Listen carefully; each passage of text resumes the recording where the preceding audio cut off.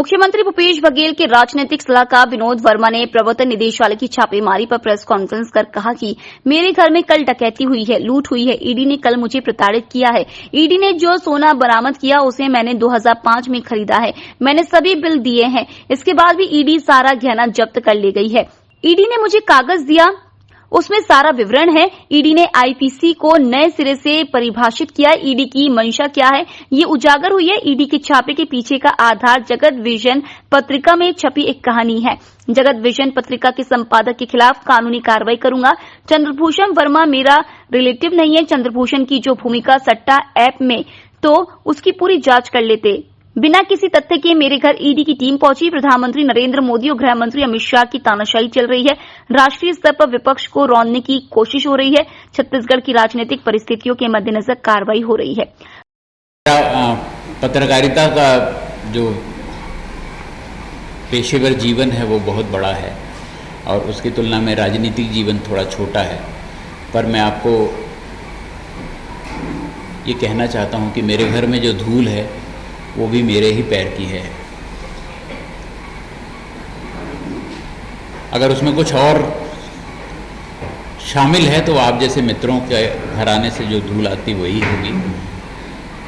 उसके अलावा मेरे पास कुछ भी नहीं है इस तरह का जिस पे आप शक कर सकें। और मेरे घर में कल डकैती हुई है, लूट हुई है, रहजनी हुई है। और इसको मैं पुख्ता आधार पे कह रहा हूं। जो बयान ईडी ने मुझसे लिया है उसमें भी मैंने ये दर्ज करवाया है कि आप मुझे प्रताड़ित कर रहे हैं और जो कुछ भी आप कर रहे हैं वो लूट है और रहजनी है, रॉबरी है, डकैती है।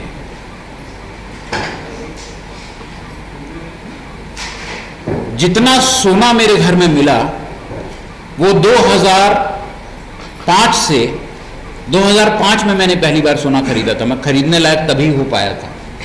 और 2005 से 2023 तक जितना भी सोना खरीदा उसका एक एक का बिल मैंने प्रोड्यूस किया है। एक एक बिल, सिर्फ एक गहने को छोड़कर जो मेरी पत्नी को उसकी शादी में मिला था उसका बिल मेरे पास नहीं था। उसके अलावा पूरा बिल मैंने प्रोड्यूस किया।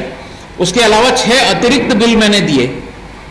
जो शादियों में भांजे की शादी हुई तो उसकी बहू को देने के लिए जो गहना खरीदा, और किसी भतीजे की शादी हुई तो उसके यहाँ देने के लिए जो सोना खरीदा उसका बिल दिया। इसके बावजूद ईडी सारा गहना जब्त करके ले गई कि आप इसका पुख्ता सबूत नहीं दे रहे हैं कि ये गहना कहाँ से खरीदा। पूरा बिल मैंने प्रोड्यूस किया। और वो जो बिल प्रोड्यूस किया है तो ये जो कागज उन्होंने मुझे जाते हुए दिया है उस कागज में पूरे का विवरण है। उनकी अपने कागज में विवरण है कि कितना सोना हमने खरीदा और कितने का बिल प्रोड्यूस हुए। ये लिखा हुआ है इसमें कि इतने का बिल प्रोड्यूस हुआ, इसकी वैल्यू इतनी है। जब मैंने पूछा कि आप अलाउंस कितना है, कितना गहना रख सकता है कोई घर पे, तो बोले वो सब आईटी एक्ट में है, ईडी एक्ट में नहीं है। तो आप मुझे संतुष्ट नहीं कर पा रहे हैं। तो मैंने कहा संतुष्ट कैसे कर सकता हूं, ये सारे बिल मैं आपको प्रोड्यूस कर रहा हूं। उन्होंने कहा इस बिल को आपने पे कैसे किया है उसका सबूत आपके पास नहीं है। तो भारतीय कानून में पहली बार यह प्रावधान जोड़ना पड़ रहा है कि अगर आप कोई चीज बिल से खरीदते हैं, कच्चे में नहीं खरीदते हैं, नगद से नहीं खरीदते हैं, तो उस बिल के पेमेंट का मोड भी आपको सुरक्षित रखना पड़ेगा।